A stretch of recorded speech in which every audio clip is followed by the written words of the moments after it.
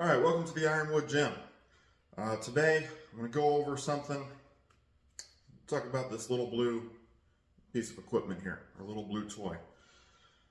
This, to me, is an extremely invaluable piece of equipment, okay? And a lot of people look at this and they say it's just a little toy, it's a fad, it's just used to make the bar more comfortable. You need to get over that. You need to quit being soft. You need to toughen up.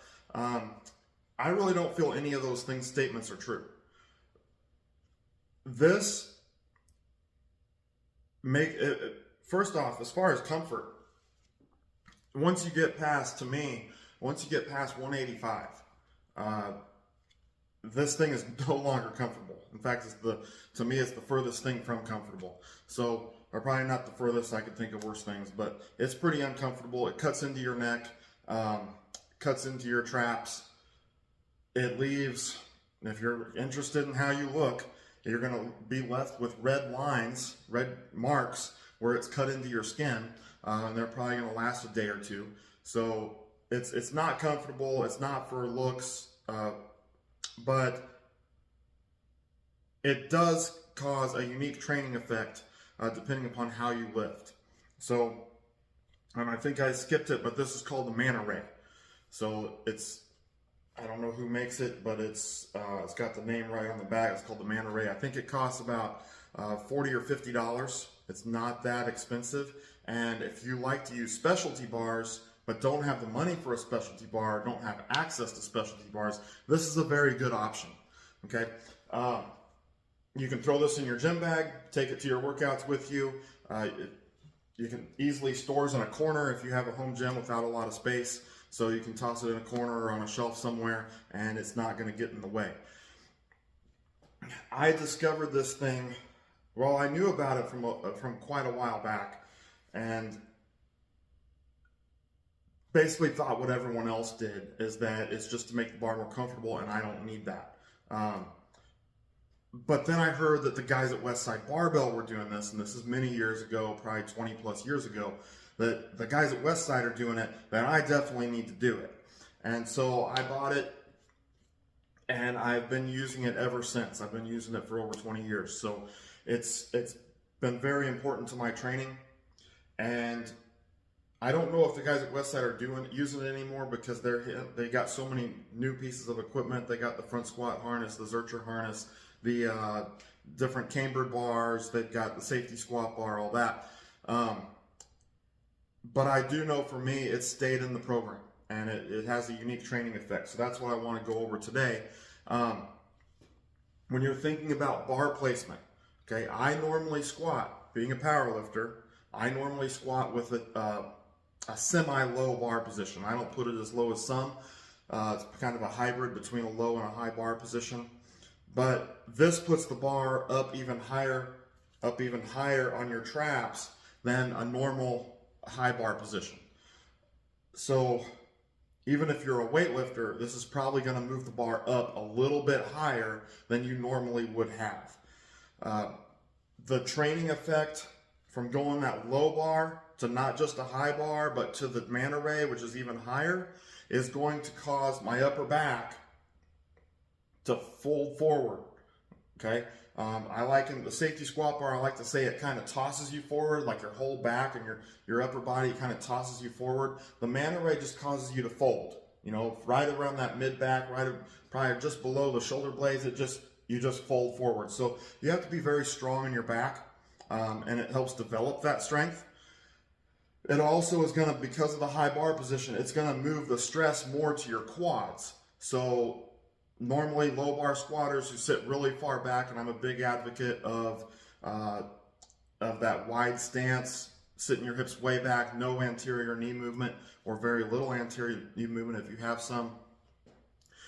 This is going to, that puts the stress more on your hamstrings and your glutes. This, because it's going to move the bar up higher on your back, is going to shift more of that stress forward to your quads. Okay, you're still going to be working hamstrings and glutes, but your quads are going to start to work a little bit harder now. So I'm going to show the different bar positions so you can see the difference in this.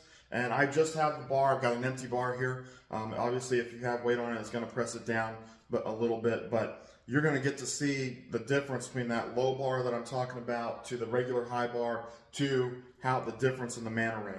I'll do a couple reps with each, and then we'll go on from there.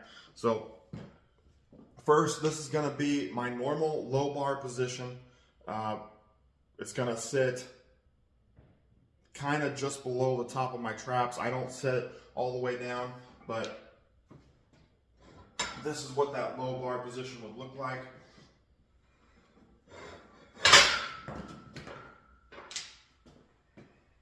Okay, I'll do a couple reps here.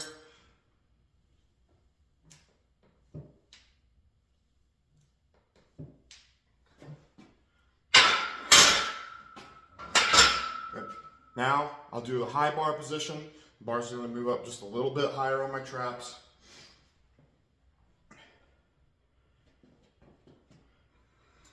So I'm still pulling my shoulder blades tight just like normal. Bar's sitting up on top of my traps now instead of down lower. And a couple reps here.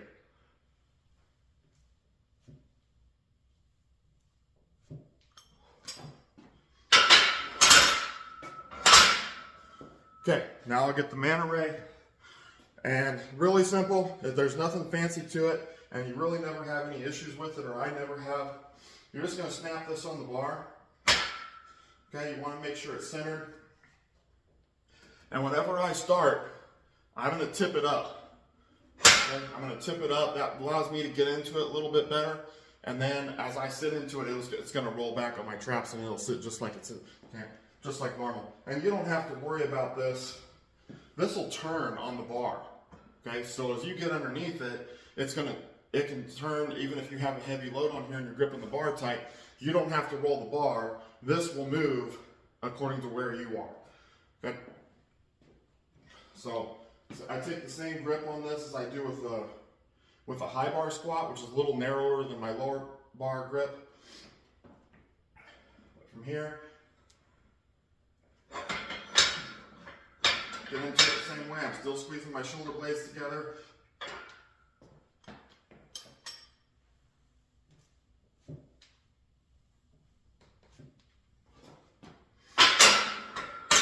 Okay. So there you have it. That's the Manta Ray. It's not just a cheap toy.